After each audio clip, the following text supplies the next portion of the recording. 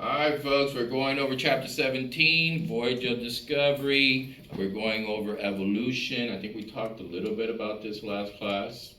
All right, so we're going to talk about what are the things that illuminated Darwin so he could come up with his theory of evolution. And remember, theory is different for science than it is for everyday use. Right? In everyday use, theory means opinion, but in science it's based on multiple evidences and research that has been done. All right, so he goes out on his ship, the HMS Beagle, right? Darwin, the myth, the legend. It's still, until today, people are still struggling with the theory of evolution. From my point of view, the theory of evolution basically is, and his as well, is how do species change over time. It doesn't allude to the fact that how did life arise on the planet. And I think that's an important distinction. And as you're going to see, right, he has multiple evidences to show for how species have changed over time. He did struggle, right? He did struggle. His father was a minister, right? So he was a man of the faith, and this was a hardship for him because he knew about the opposition, right, that his religion would have with this belief. At the time, I think the Bible says that the earth was about 7,000 years old, and in order for evolution to make sense, obviously the earth would have to be a lot older, and we know that it is, right? The earth is 4.6 billion years old. So he developed a theory of biological evolution that offered scientific explanation for the unity and diversity of life by proposing how modern organisms evolved through descent from common ancestors. All right? I believe you call it descent with modification. So little changes, incremental changes. Well, we see it, right? We see it right now. You have brothers and sisters, right? You did a pedigree chart, right? As you go through, go back to your parents and then to your grandparents, right? There's incremental changes. And you could tell, right? You could tell that there's the word that we use normally is family resemblance. Ooh, there's a family resemblance. And there you go, right? That's what we're talking about. Little changes, incremental, over huge periods of time. And then evolution starts to make a little bit more sense. So he circumnavigates the globe, right, with a friend of his. The friend of his was the captain of the Beagle, HMS Beagle, and he was taking depth soundings, right, for his company. And what he did was, while his friend was working, and the crews were surveying the harbors, the bays that they would go into, he would get off the ship and go on land and do investigations. He was a naturalist by trade, which is like a biologist nowadays, and he was interested in how living things, right, were put together, right, the different characteristics that made them different. And this is what he noticed, right? He noticed like 3 observations. I believe that was one of your do nows that we put up here, right? Observations from the voyage. First of all, species vary globally. And you see these examples right here. These 2 are found in different continents, right? Darwin noticed that different yet ecologically similar species inhabited separated but ecologically similar habitats around the globe. For instance, right? He would find similar species, like if he would have gone like to the Sahara Desert, and then he would have gone to the Mojave Desert, and then the desert in Australia, right? They have the species that he finds there have a lot of similarities, even though they don't look alike, right? But they have, the same adaptations, same characteristics. Over here we see these 2 guys, ostriches and rheas, live in similar habitats on separate continents. Right, so that was one of the things that started sparking his mind. The next was species vary locally. Right, Darwin noticed that different yet related species often occupy different habitats within a local area. These guys, right, these are tortoises that he encountered in the archipelago off of Ecuador, the Galapagos Islands. And the natives of the island could actually tell, based on the shell, from what island the tortoise was from. Remember, tortoises cannot grow in the water, right? Only turtles can actually swim in the water. So these are land-dwelling animals, and he could tell, right? So even though, right, they're very close to each other, that's like an archipelago would be like the Keys, right? We have little islands all along the same line, very close to each other. So that was something that caught his attention. And then species vary over time, right? He was able to observe some fossils. He noted that the fossil record included many extinct animals that were similar to, yet different from living species, right? So these fossils, again, gave him thought as to, okay, right, there's a lot of similarities to the armadillo back then and to the current armadillo right now. So what he saw running around. And yet, right, their size notwithstanding, they did share some similarities, right, in the way the body is shaped, the armor that it has, and what have you. All right, so 17.1 review. Question number 1, what does Darwin's theory of evolution explain about the natural world? Answer, Darwin's theory of evolution attempts to explain the unity and diversity of life by proposing how modern organisms evolved through descent from common ancestors. Number 2, what 3 kinds of variations among organisms did Darwin observe during the voyage of the Beagle? Well, he observed variations among species locally, globally, and over time. Those are the 3 big distinctions. You guys are good? Mm-hmm. Any questions? No. 0. Putting the pieces together. All right, so as he's going around the globe and he's shipping all this stuff back to London, right, to England, right, and that's where he's collecting all these different artifacts, like little different pieces of grass, trees. He's grabbing like the little birds. He stuffs, he has to, kill them and stuff them, right? But then to send them back, like something you might see like at a zoo or something like that. Because then, so he could actually study the different characteristics in the lab. So what are some of the ideas that are influenced? What's this picture of? Grand Canyon. All right. So Hutton and Lyell, we actually talked about some of these guys last year, right? When we were doing Earth and Space. Lamarck's hypothesis of evolution, described Malthus' view of population growth, explained the role of inherited variation.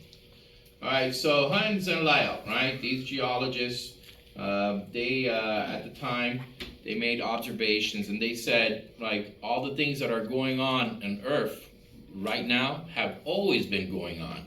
So what they observed, right, as geologists going around seeing different phenomena, is that, okay, this has been going on forever, right, for a very long time.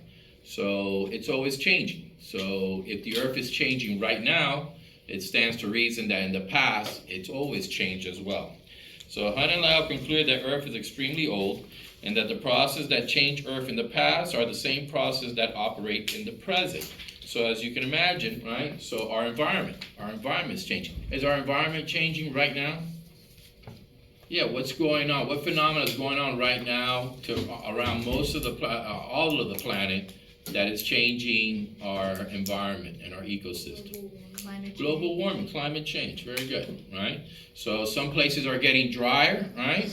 Other places are flooding, they're getting more rain, right? Some places are going to get a lot hotter, some places are going to get colder, and that's because of the shifting of climates around the world.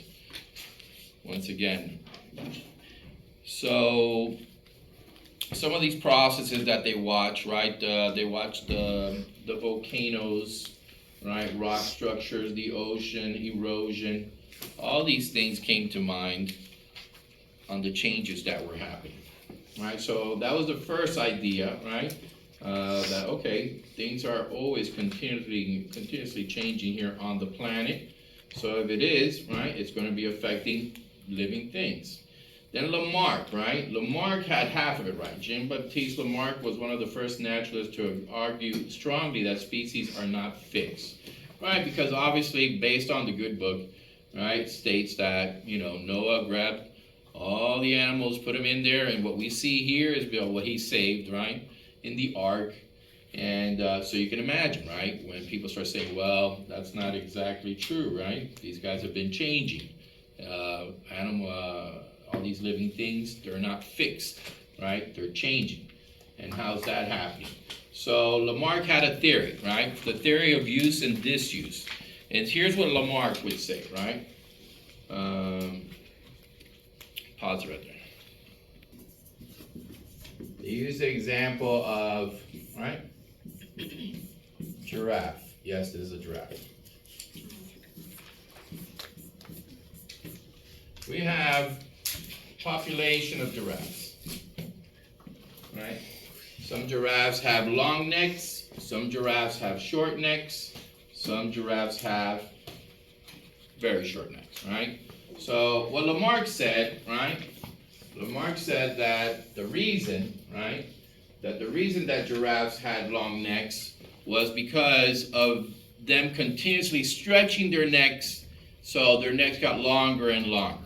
It's sort of like you going to the gym, right? When you go to the gym, what happens to your muscles? Get bigger. They get bigger, right? You get bigger muscles, your legs, your arms, what have you, right? Now, while that is true, right, that when you work out, you get stronger muscles, he added that when the giraffes, right, these giraffes had babies, right, after they had stretched their necks out, their babies would also have long necks.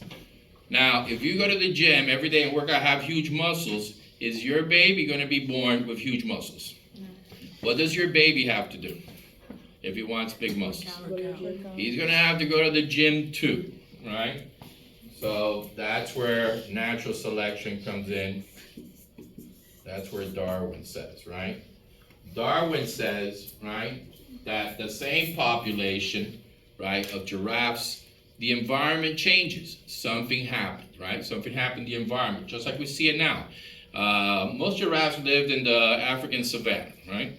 Huge open area, very fertile. And what happened, what could have happened, right? It could have been a drought. It could have been any of the limiting factors, right? It could have been parasitism. It could have been predation. Whatever the cause was, for whatever reason, right? The giraffe that had the most advantage was the ones with the long neck. So, for instance, in a drought scenario, right? Giraffes eat a certain type of leaf off a tree. That's what they really like. That's their food source. So, Teachers, pardon this interruption. Ava Bailey, please report to the main office. So if you have a population of giraffes, right, and there's a drought, there's not enough food, who has the advantage, right? The giraffe that can only eat the leaves off the bottom of the tree, or the giraffe that can eat the leaves off the bottom and the top of the tree? Who has an advantage? The one that can eat the one with the long neck, the one that can get the leaves at the bottom and can get the leaves at the top. Now, for predators, right? Let's say predators start to grow, the prides of lion get bigger. Who can see the lion coming farther away? The one with the long necks or the one with the short necks? The one with the long necks, right? Savannah has very tall grass, right? So that's why the lions like to hunt in that area, and they creep around, they creep on the grass, and you can't see them. But if you're very high up, right, sort of like a drone almost, right, you can spot that lion coming a mile away. All right, so these were factors, right, that could have wiped out the other guys, right? Made this one, the one with the long neck, have an advantage, right? We call that fitness. Not because they go to the gym, right? But they have more fitness for that particular environment. So on planet Earth, right, the number one objective is to survive, right? So obviously the ones with the long necks have a better chance of survival. And the grand prize for surviving is what on planet Earth? You get to do what? Reproduce. You reproduce, and then now, right, all the giraffes are coming out with long necks. So what I've explained to you in a nutshell here is natural selection. Because unlike artificial selection, who decides in artificial selection? Yeah, humans, right? We put this dog with that dog, right? We want the small breed. We want the pit bull. We get the one that look tough, right? We want the corn, the ear of corn that makes the most kernels, that are sweet. We want the cow that gives them more milk. We pick, right? We go ahead and cross different characteristics to arrive at the one we want. But in natural selection, right, nature decides. And it's because of the fitness of that species for that environment. So the environment changes, right? That's going to give somebody an advantage. Or mutations can induce new characteristics, right? Crossing over. We see it crossing over. You don't look like your brother or your sister, right? Because of crossing over, new characteristics arise, and that could give you an advantage. All right, so that was Lamarck. So Lamarck was right in the fact that, you do pass on characteristics, right, from parents to offspring, right? But where he was wrong is, right, the use and disuse, right? Where Darwin came up with, well, somebody has more fitness, you get to survive, you get to reproduce. And then population growth. So this one, boom, boom,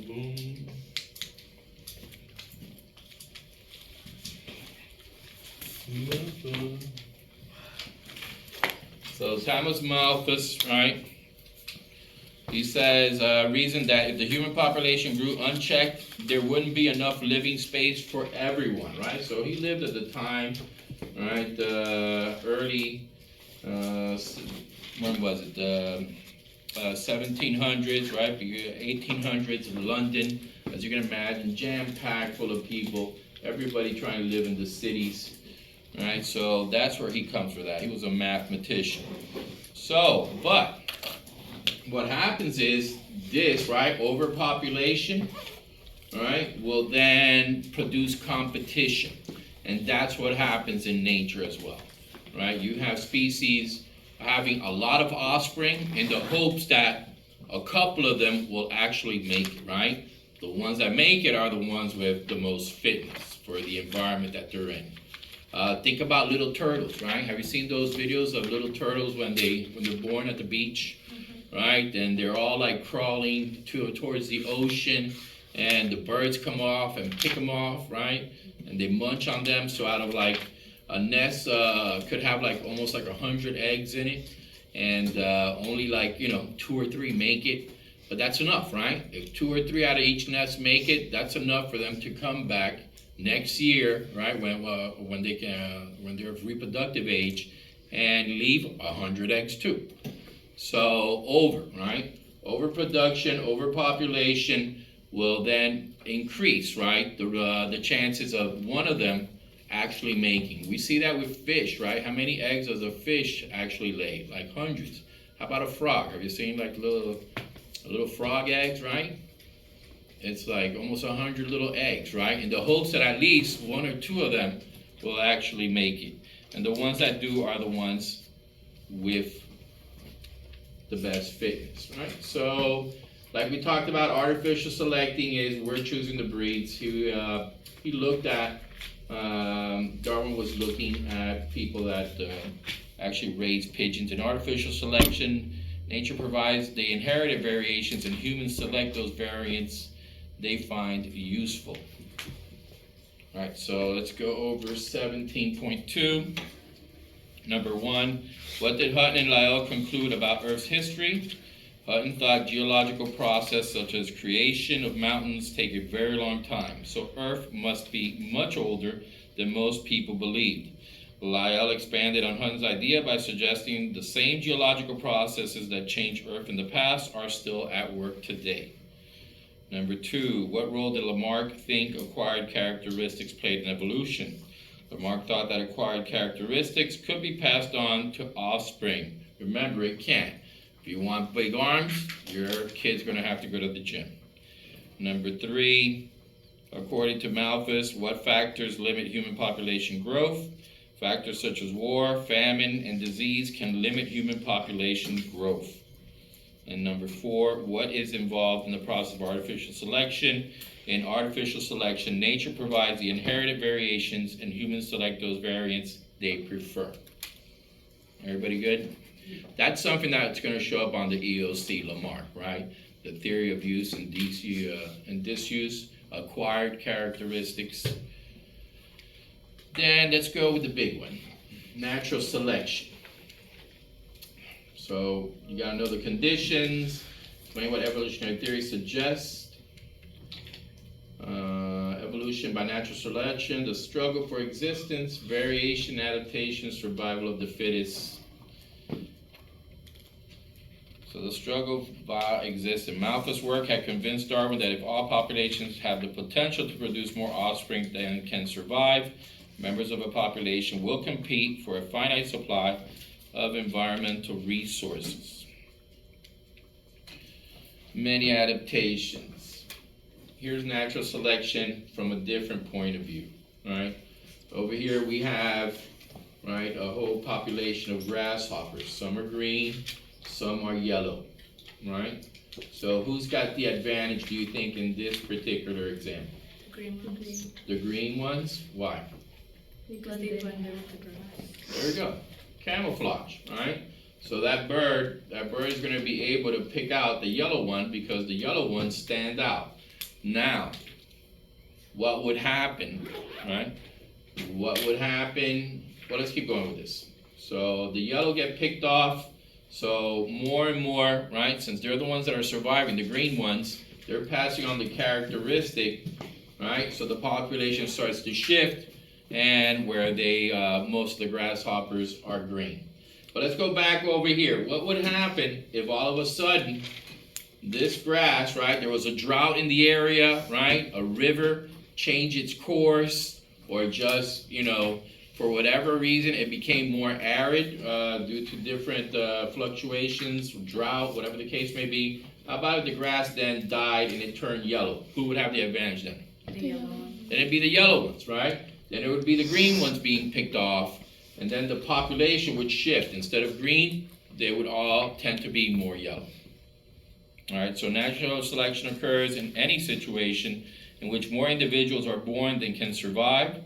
The struggle for existence, natural heritable variation affects ability to survive and reproduce, and fitness varies among individuals, differential reproductive success. All right, so one thing I will tell you is, and we're going to be going over some of this here, you need to know Darwin's finches very well. What's the story behind them? That was his aha moment, right? When he went ahead and he went to the Galapagos, he didn't see it right away, but he grabbed all those different birds, right? And he thought they were all different species. Why? Because they all had different beaks. They all had these different beaks, so they were all distinctly different species. And when he goes back to London and he starts to study them, he says, wait a second, these are all finches, right? They are categorized as different species, but they come from the same common ancestor. And when he investigates further, right, he sees that the reason that they have the different beaks that they have, because remember, he didn't just collect like live animals, he collected also like the different fruits, the different berries and different nuts that were on the island that were food for these birds. So he noticed that the food that they had at their different little island was different. And it actually correlated to the beak. For instance, this guy, right, has a big, tough beak. It looks like a parrot.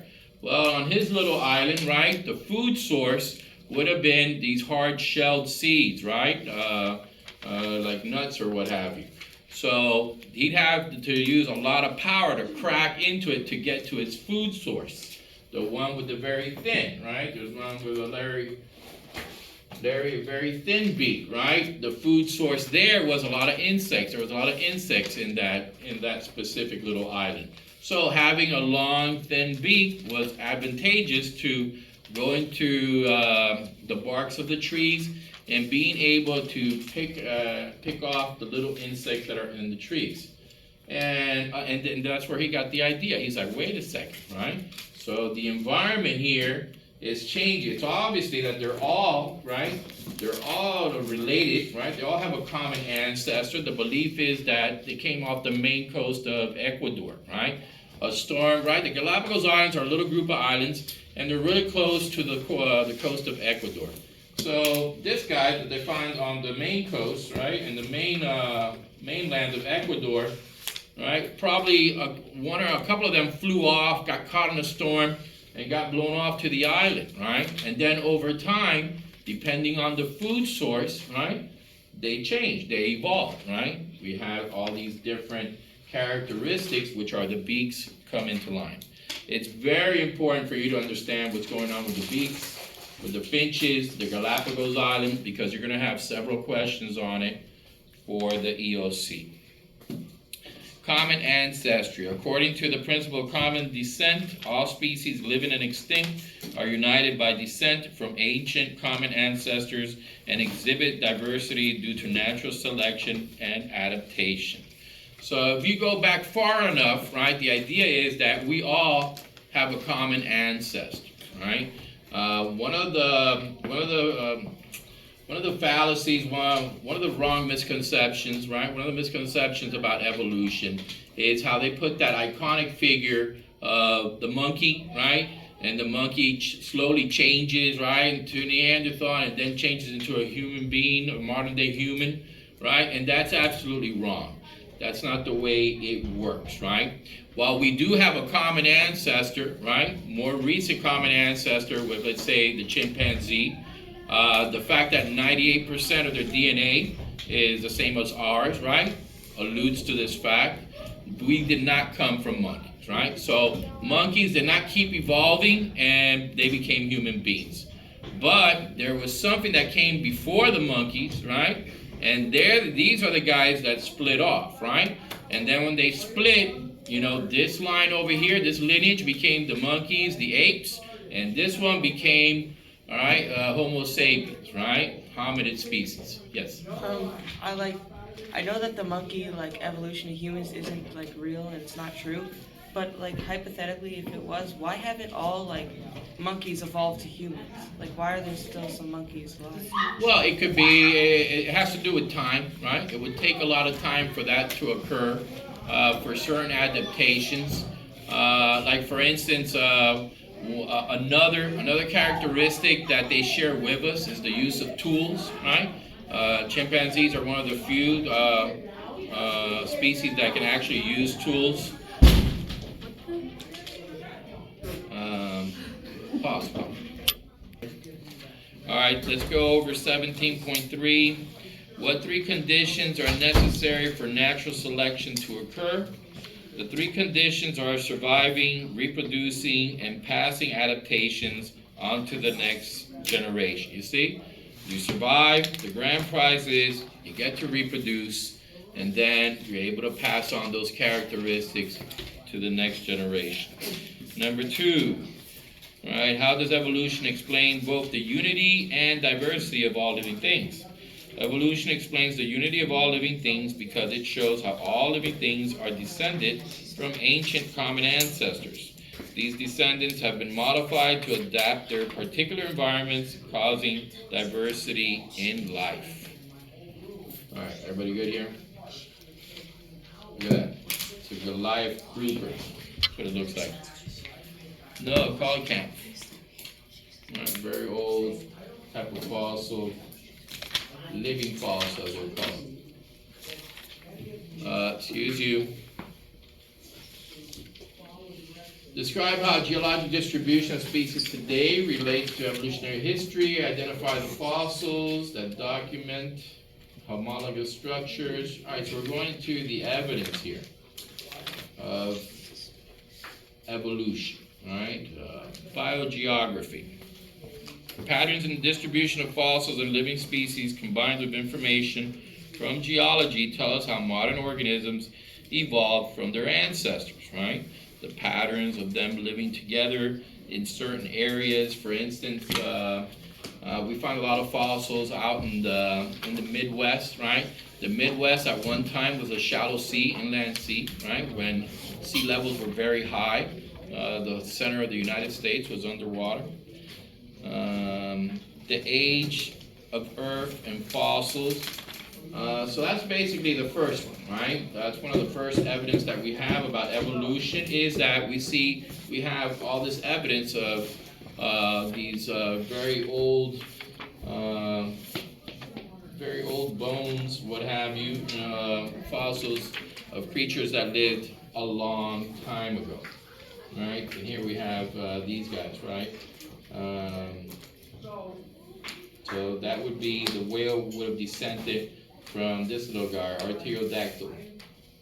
How do we know, right? Well, the fossil evidence, right? Biogeography. We see within the same area how different changes have occurred to that specific species, right?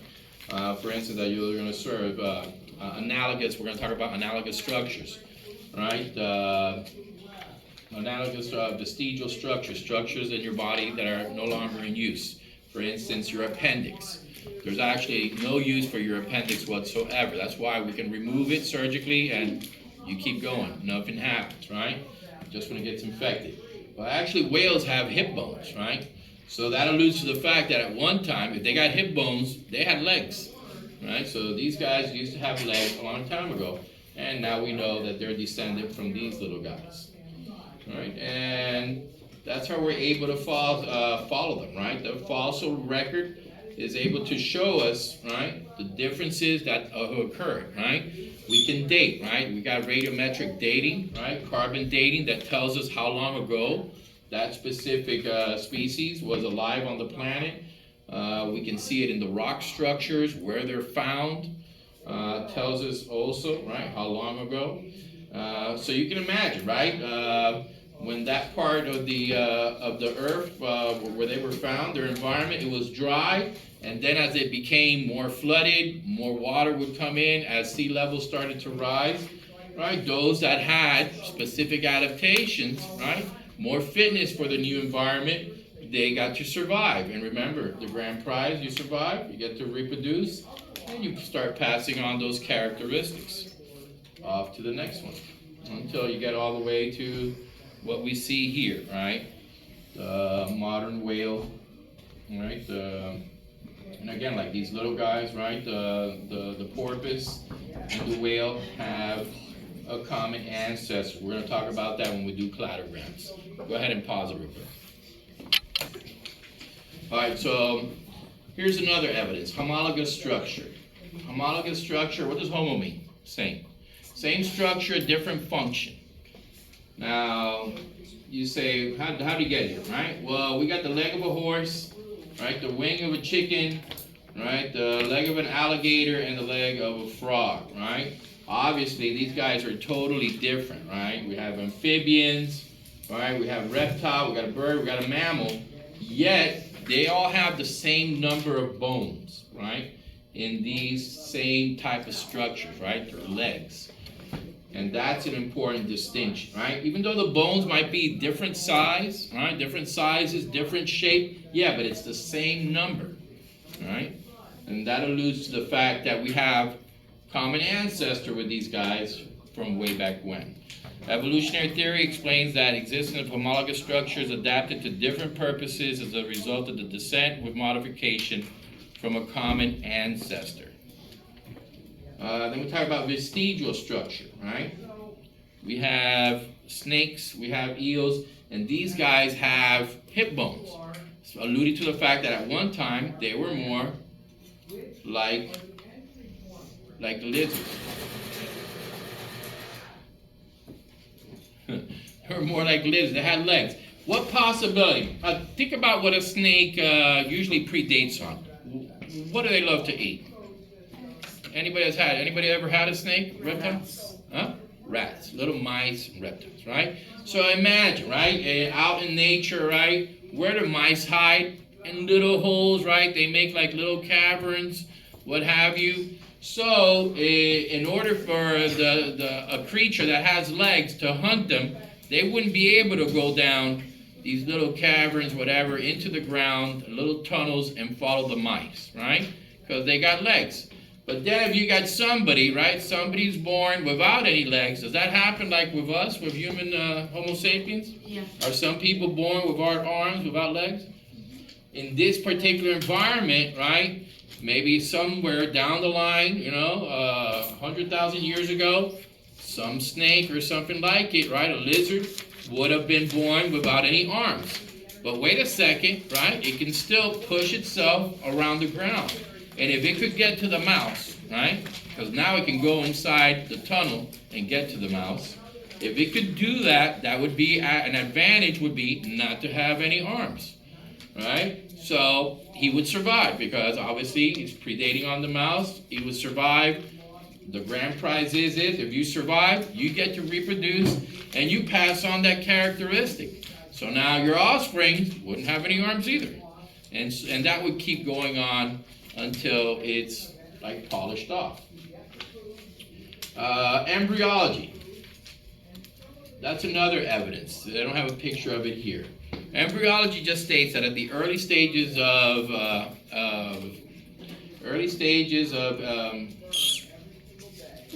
oh my God. Development, thank you. Early stages of development, we have a lot of similarities, right? Like the chicken, a human being, a pig, right? When you take a look at an embryo of these distinct species, right? Early on, they have a lot of similarities. They look a lot alike. Again, that's an evidence for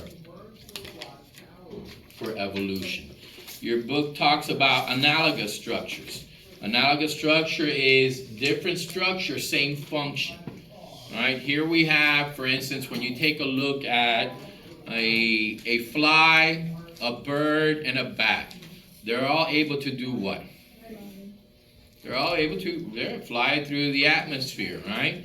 So even though they're totally different, right? The fly would be an insect, right? The bat would be a mammal, but they all have wings and able to travel through the same environment. Sort of like in the water. What's the most advantageous shape to have if you're going to be traveling in water? Yeah, like the porpoise, right? The tapered end. That's what a torpedo is, right? How did we come up with a torpedo? Well, we looked at creatures that move in the water, and that's the most advantageous shape to have. And most animals that we find in the water, right, that travel at higher speeds, have that conical shape because it's the easiest way to cut through the hydrosphere. So similar patterns of embryology development provide further evidence that organisms have descended from a common ancestor. And of course, the biggest one, right? The biggest evidence that there is that Darwin didn't know about is DNA, right? The fact that all living things on this planet are composed out of those 4 nucleotides, and depending how they hook up, right? A with T, C with G, depending what proteins they synthesize, what messages they send, right? You have all the different organisms, right? Whether it's a bacteria, whether it's a fly, whether it's a mouse, a pig, you and I, whatever it is, it's depending on that DNA and what it codes for. All right, so these, again, going back to the Galapagos, there was these actual people, right? They're called the Grants. They went back to the Galapagos, right? They did a study from Harvard, and they tested it, right? They tested natural selection, and what they found was, right, that same thing, right? Same thing that Darwin had come up with, right? Because of the different types of foods available in the different islands, right? Their beak had a certain shape. And something occurred, right? There was a big hurricane, some storm, something like that, big event that happened in one of the little islands. So they were actually able to observe, right, the population change in front of their eyes, right? How they change as their food source changed, as less food or more food became available. So the Grants documented the natural selection takes place in wild finch populations frequently and sometimes rapidly. Variation within a species increases a population ability to adapt to survive an environmental change. Remember, evolution is not something that happens to you. It doesn't happen to me. It happens to populations, right? Some of the organisms in the population have some advantage, right? And that ensures species survival, because that is one of the main directives here, right, of staying alive. To ensure the survival of the species, there has to be diversity. Think about, here's another example. When we look at commercials, have you ever seen commercials about roach, right? Roach spray, right? Pesticide to kill the roaches in your home, right? If you ever look at those commercials, next time you see one, take a look. They always show like they spray it and the little roaches start to die, but not all of them. There's always 2 or 3 alive. I've actually noticed that. Even like when they do like cartoons out of them, right? There's still like 2 or 3 that are still alive. Why? Because they have a natural resistance to the pesticide. Let's say you're spraying them with black flag. All right, you killed most of the roaches, right? But there might be 2 or 3 of them that they have a natural resistance to that specific pesticide. Nothing happened to them. They kept going. Since they survived, what do they get to do? They get to reproduce. So in the next 2 or 3 weeks, what do you have again? You got roaches again, right? So here's how pesticide companies solve that problem. They'll go ahead and they'll spray like one type of insecticide, like this week. Then the next week, they spray another type and another. They keep changing the formula until eventually you knock everybody out, right? So that's just within the population, there's people. Like for instance, with us, right? During COVID, even before COVID, HIV, right? In HIV, there were some people that are resistant to the virus, HIV virus. They don't get HIV, right? No matter what they do, right? They just don't get it because they have natural resistance. So, God forbid we couldn't come up with a cure for it, right? Yeah, it would wipe out a substantial number of the population, but there would still be some people that would survive, and since they survived, they could reproduce, and so now, boom, you have a group in the population that HIV is no longer a thing. It's not something that would be a driving force. All right, 17.4. How is biogeography useful for identifying evolutionary relationships? Well, patterns in the distribution of species and geology can tell us about how modern organisms evolved from ancestors. Closely related species can evolve diverse adaptations to different environments, but dismantling related species can evolve similar structures in response to similar environments. Number 2, what have scientists learned from fossils that were discovered since Darwin's time? Answer, fossils have helped scientists connect the dots between modern species, their ancestors, including but not limited to being able to trace the development of homologous structures. Number 3, how do vestigial structures provide evidence for evolution? Vestigial structures offer clues about the ancestors of organisms because they are the remnants of structures which once had important functions, like our appendix, right? Our coccyx bone, you have a little bone in the back that at one point, somebody had a tail there. Number 4, what is the relationship between Hox genes and embryological development?